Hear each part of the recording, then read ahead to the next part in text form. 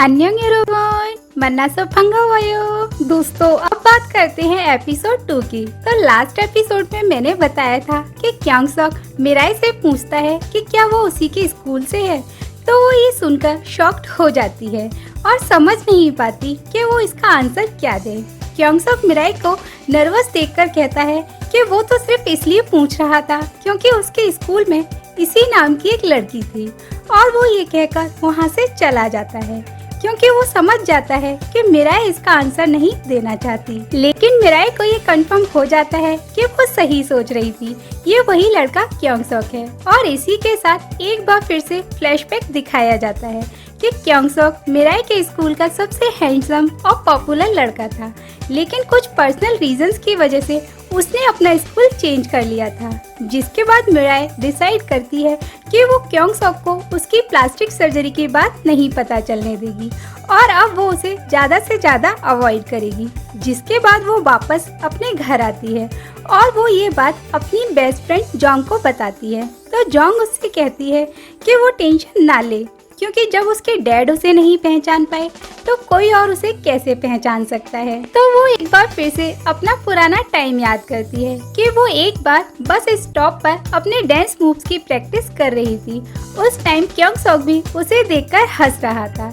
इधर Kiang sock अपने दोस्त वू जिन से मिलने हॉस्पिटल जाता है, जहाँ पता चलता है कि वू जिन काफी रिच है और उसके डैड चाहते हैं कि वो अपना बिजनेस संभाले, लेकिन वो एक बियर शॉप खोलना चाहता है, जिसकी वजह से उसकी गर्लफ्रेंड उसे छोड़कर चली जाती है। जिसके बाद क्यांग सॉक और वू जिन बात कर रहे होते हैं, तो वहाँ हमें पता चलता है कि क्यांग सॉक अपनी माँ को पसंद नहीं करता, क्योंकि वो उसे और उसकी बहन को बचपन में ही अकेला छोड़कर चली गई थी।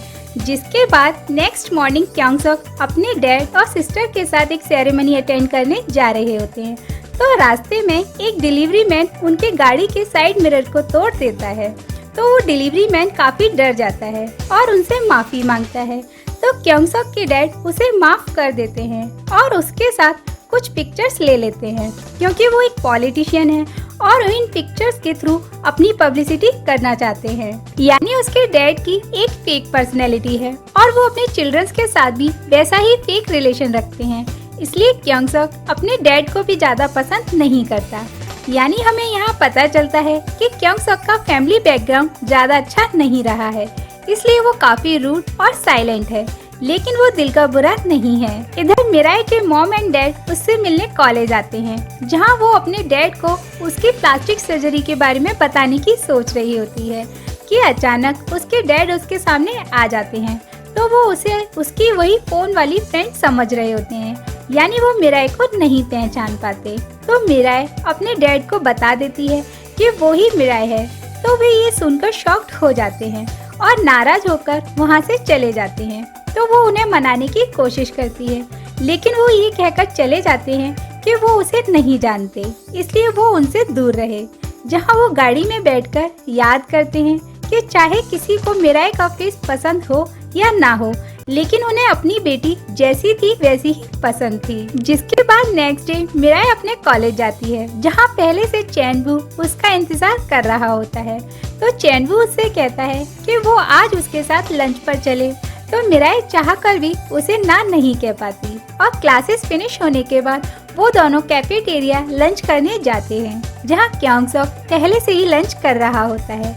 और उसी टाइम सुहा भी वहाँ आ जाती है और चैन वू और मिराई की बातें सुनने लगती है, जहाँ चैन वू मिराई से उसकी ब्यूटी की तारीफ करता है। तो मिराई वहाँ से बहाना बनाकर चली जाती है और इसी का फायदा उठाकर सुहा चैन वू के पास आती है और ऐसे रिएक्ट करती है जैसे वो उसे काफी पसंद करती है। और वो ये सब सिर्फ इसलिए कर रही होती है क्योंकि उसे ये पसंद नहीं होता कि कोई उसके अलावा किसी और की तारीफ करे।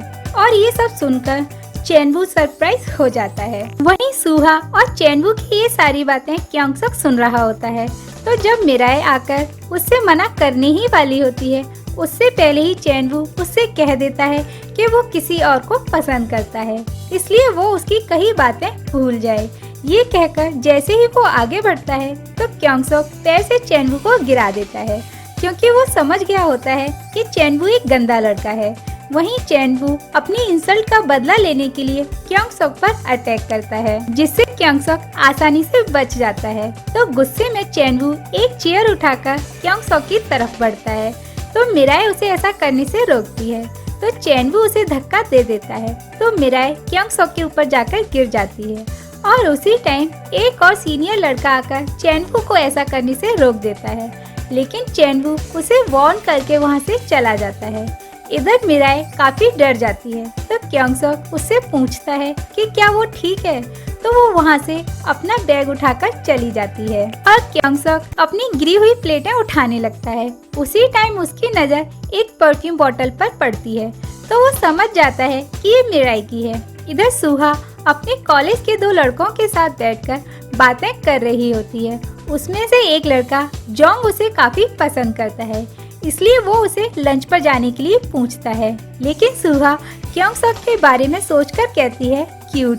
तो सामने बैठे जोंग को लगता है कि वो उसे क्यूट कह रही है, तो ये सुनकर वो दोनों काफी खुश हो रहे होते हैं। और उसी टाइम चैनवू वहाँ आ जाता है और उससे कहता है कि उसे कुछ बात करनी है।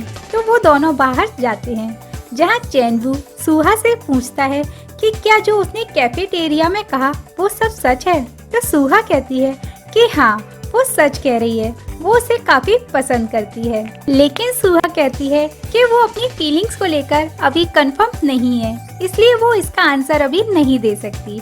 तो चैनवू खुश होकर वहाँ से चला जाता है, ये कहकर कि वो उसके आंसर का वेट करेगा। इधर मिराए क्लास के बाहर बैठकर कैफेटेरिया वाले इंसिडेंट के बारे में सोच रही होती है कि उसी टाइम सुहा वहाँ आ जाती है और ऐसे रिएक्ट करती है जैसे उसे पता ही नहीं है कि कैफेटेरिया में क्या हुआ है। तो सुहा मिराई से पूछती है कि क्या वो चैनवू को पसंद करती है, तो मिराई साफ मना कर देती है। तो सुहा उससे कहती है कि अगर आगे ऐसा कुछ हुआ तो वो उसका साथ देगी, जिस पर मिराई यकीन कर लेती है।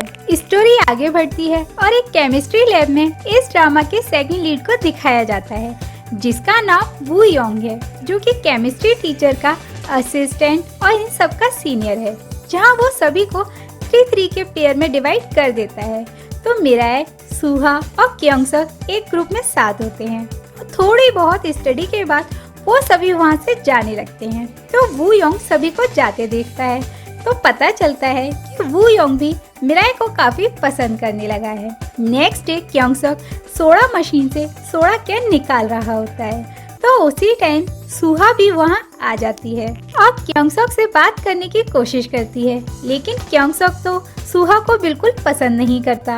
तो जब सुहा क्योंगसोक से उसके लिए सोडा बाय करने को कहती है, तो वो उससे कहता है कि वो खुद अपने लिए सोडा बाय कर सकती है। तो सुहा अपनी इंसल्ट को हाइड करने के लिए जोर से हंसने लगती है और कहती है कि अरे मैं तो मजाक कर रही थी। और उसी टाइम मिराई अपने फ्रेंड्स के साथ वहाँ से गुजर रही होती है। तो क्योंगसोक अपनी सोडा कैन सुहा को देकर मिराई को आवाज देता है और उसकी तरफ चला जाता है और मिराई से कहता है कि मुझे तुमसे कुछ अकेले में बात करनी है। ये कहकर जैसे ही वो वहाँ से जाता है, तो मिराई के फ्रेंड्स उसे परेशान करते हुए कहते हैं कि तुम दोनों के बीच क्या चल रहा है। तो मिराई उनको अवॉइड करते हुए क्योंगसोक के पास जाती है, लेकिन ये सब देखकर सुहा और भी ज्यादा चिढ़ जाती है और बाहर जाने पर क्योंगसोक मिराई को वही परफ्यूम बोतल वापस करता है जो कैफेटेरिया में गिर गई थी। तो मिराई उसे थैंक्स बोलती है। तो क्योंगसोक वही क्वेश्चन फिर से पूछता है कि क्या तुम वही मिराई नहीं हो जो उसके स्कूल में पढ़ती थी, क्योंकि ये वही परफ्यूम है जो उसकी स्कूल वाली मिराई यूज करती थी। तो मिराई कहती है कि ये बात तुम किसी और से मत कहना। तो क्योंगसोक थोड़ा कंफ्यूज्ड होता है और कहता है कि क्या नहीं कहना।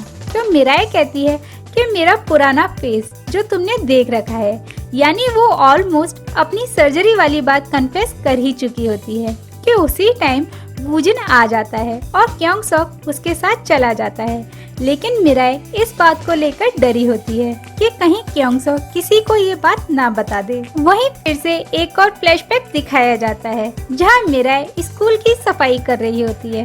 तो क्योंगसोक आकर उससे कहता है कि क्या उसने परफ्यूम लगाया है। तो मिराई चिढ़कर कहती है कि क्या वो परफ्यूम भी नहीं लगा सकती, ये सुनकर क्योंगसोक वहाँ से चला जाता है। साथ ही मिराई सोचती है कि इसे अभी तक मेरे परफ्यूम की स्मेल कैसे याद है। इधर वूजिन और क्योंगसोक अपने बार में फ्रेशर पार्टी की तैयारी कर रहे होते हैं, जो कि नेक्स्ट डे होने वाली है। जहाँ बातों ही बातों में वूजिन क्योंगसोक से पूछता है कि क्या कॉलेज में कोई लड़की उसकी गर्लफ्रेंड बनी, तो उसके दिमाग में सिर्फ मिराई आती है। वहीं मिराई भी अपनी फ्रेंड को क्योंगसोक की बात बताती है और पूछती है कि क्या कल उसे पार्टी में जाना चाहिए। तो उसकी फ्रेंड उससे कहती है कि उसे इतना डरने की जरूरत नहीं है, वो किसी को कुछ नहीं बताएगा, इसलिए उसे कल की पार्टी में जरूर जाना चाहिए। ये सुनकर मिराई खुश हो जाती है और नेक्स्ट डे अपने फ्रेंड्स के साथ पार्टी में जाती है, जहाँ पहले से क्योंगसोक वहाँ होता है और अपने फ्रेंड की मदद कर रहा होता है, जहाँ वे सभी मिलकर एक गेम खेलते हैं और मिराई को हारने की वजह से बार बार शॉट्स पीने पड़ते हैं। वहीं सारे फ्रेंड्स मिराई और क्योंगसोक को चिढ़ाते हुए लव शॉट लेने को कहते हैं। तो क्योंगसोक ये देखकर कि मिराई पहले ही काफी शॉट्स ले चुकी है, वो दोनों शॉट्स ले लेता है। और जब ऐसी ही सिचुएशन सुहा के साथ होती है तो सुहा सोचती है कि क्योंगसोक उसके लिए भी ऐसा ही करेगा, लेकिन जोंग आकर उसके दोनों शॉट्स पी लेता है और सभी के सामने सुहा को प्रपोज करता है, जिसे सुनकर सभी हंसने लगते हैं और सुहा भी इनोसेंट बनकर उसे मना कर देती है। तो वो वहाँ से चला जाता है, जिसके बाद वो हंसी मजाक कर रहे होते हैं। तो उसी टाइम एक सीनियर लड़की सुहा से कहती है कि उसका फेस इतना परफेक्ट कैसे है। तो सुहा कहती है कि उसका फेस बचपन से ही ऐसा है और उसने अपने फेस पर कभी कुछ नहीं कराया।